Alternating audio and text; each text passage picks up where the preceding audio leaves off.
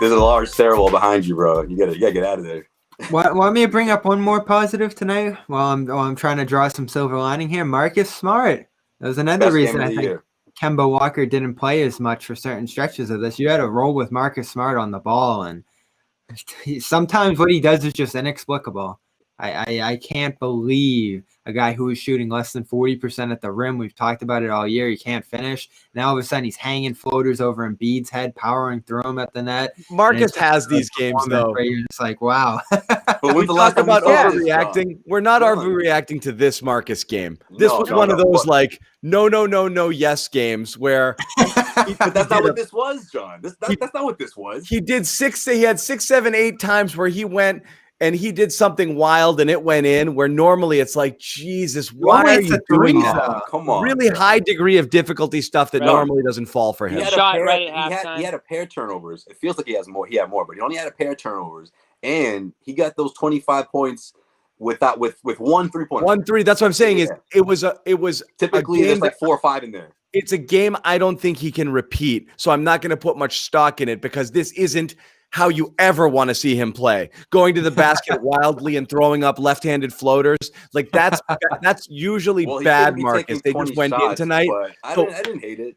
I'm glad it went in because the result was good, but this isn't the, this is exactly the Marcus you really were afraid to see, truthfully. The results ended up good. Aren't of any Marcus at this point, John? I don't know if there's one that you're not. John is team Marcus. Please don't ever shoot again.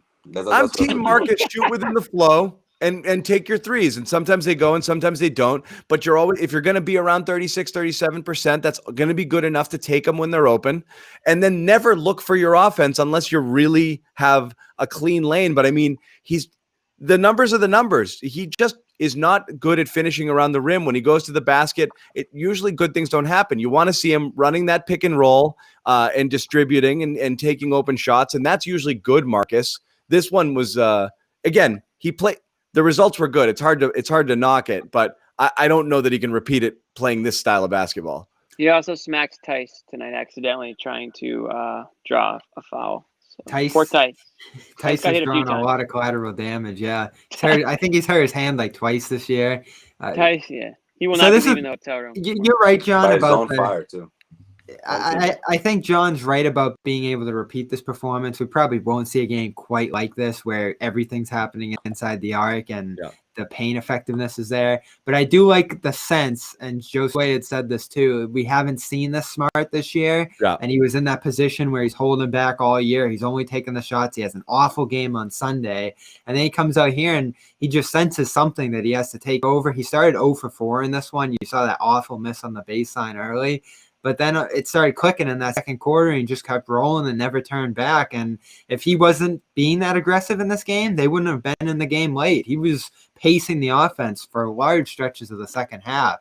So as much as you ideally want to see him always be in the state of zen, where he's taking the perfect shots and, not interfering with anybody else's offense, not taking difficult ones, you're not going to get nights like this for him where you still need them on certain nights, especially with Kemba being limited as he is right now.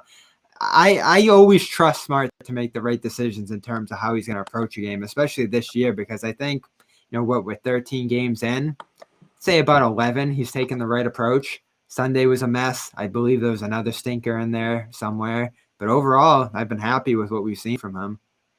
Really?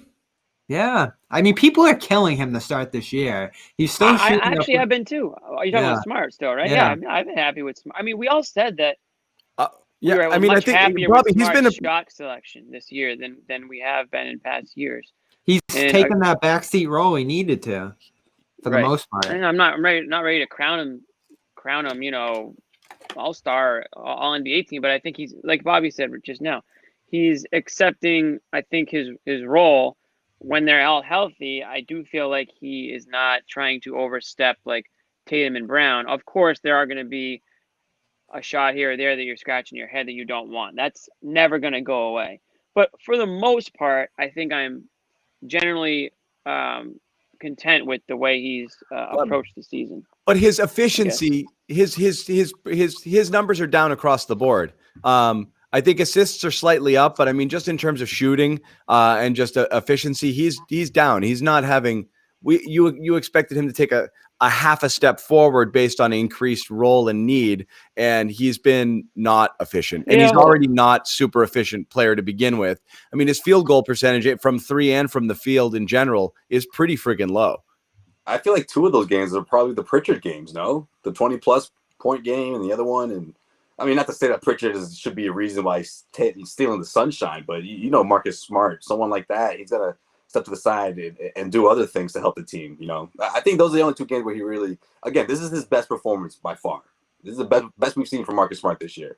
Yeah. And it wasn't the Marcus that was chucking a whole lot of threes. Yeah, I mean, he went 1 for 6, but I mean, he didn't have to make 4 or 5 3-pointers to get there, to get to 20 plus, you know, scoring, shooting over 50%. I mean, that's a good Marcus Smart game, especially when you don't have Jason Tatum. I like that he's getting on the line a ton too, and I was thinking this during the game. I have to dive into it a little deeper, but a guy who shoots as many threes as he does to be going to the line 6 times a game, it's pretty impressive too. And we've talked about, is it the best thing that he's hunting those fouls, but he's getting there game in and game out now. Through 13, he's averaging over 6 a game. Gets 7 tonight, doesn't hit all of them as he'd like to see from him though. So he's diversifying his game enough through 13 games where you say he can still succeed and be a good third option, fourth option now, while Brown's getting his ball time, while Tatum's getting his primary ball time, and even Kemba's leading the offense now. And at some point, Smart's going to head back to the bench and lead the bench, and I trust him to do that too. I think for me, if there's a Thompson jersey back there, man, I would have lost it. If you replace the Horford with him, oh man. Marcus Smart for who he is. So that's kind of like where I'm at. I mean, John, we talked about how he makes it, we just talked about when he drives to the hoop and some of the ridiculous, shots he tries to make at the basket and how you don't want that to happen. Then you talk about some of the 3-pointers he takes, how you don't want that to happen. So it's like Marcus Smart really can't win, I feel like, out there on the court unless he's hitting every shot or every basket that he takes. So I think it's a little unfair the way some people expect him to play out there. His flaws are definitely talked about, but at the same time, I think a lot of Celtics fans, Green Teamers, might overstate some of the stuff he does out there at points with the whole winning plays and things like that. It's a healthy balance. It's a polarizing player. Certainly one of the more polarizing players of the last decade in Boston. I think you're either on one side or the other with him. But I've kind of accepted who he is. So I think he's important to your team for sure. And how important, I guess, remains to be seen. We'll never truly know. The Marcus Smart debate will never be settled because unless he goes. And when he goes, you'll realize, oh, wow, we are really missing Marcus Smart and his energy and leadership and fire. Or you literally will never think of him again and say, wow, did we really overvalue this guy? And that's the only way you'll know it. Because you don't have any idea because so much of it is based off of intangible sort of things. In addition to obviously doing, making some real he's not a bad basketball player. It's just his actual value to the team. He does a lot of good things on the court too, but so much of it is tied to the heart and soul sort of stuff, the energy, the Cobra strike, the grit, just knowing that you've got a guy out there who wants it more than the other guy, which obviously is of value, but it's really, really hard to measure at times. That's the thing. Exactly. It's hard to measure. It's easy to look at stats and talk about stats. It's hard to measure the intangible stuff. So I guess it's what do you value more? And some people value one more than the other. So that's why the debate will just continue to rage on, like John said. Yeah. Right. Yeah, no, exactly. And it's a take you good to take the bad scenario with him. Right. Exactly. But you surround him with what we're calling 3 all-stars, right?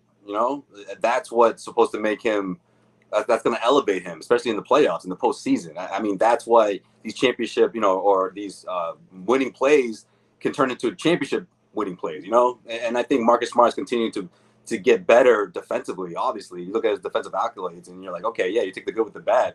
But at the same time, let's not forget, he's come a long way, or at least he's progressed in that aspect of shooting, or at least his shot selection, right? Because that was the biggest complaint before, right? Oh, he has awful shot selection. And then now it's like, oh, okay, well, maybe he's just taking it upon himself too many times, at least it's what it seemed like throughout the bubble, throughout the postseason. But, there's a lot of contributing factors when you think about the injuries and the bubble and the environment. And I think for the most part, I've liked what I've seen out of Marcus Smart, but especially tonight, it was by far, again, his best performance of the year. And this isn't a rare game for him. It's not like, well, where'd this come? Because he does this a couple times a year. And that's probably what you're paying for, too, with him, and what you're expecting from is there's just going to be maybe 12 games per year where he just completely blows you away. And quite a few of them have happened in the playoffs, too, where the aggregate doesn't matter as much. It's just what you're doing in the moment when the game's on the line.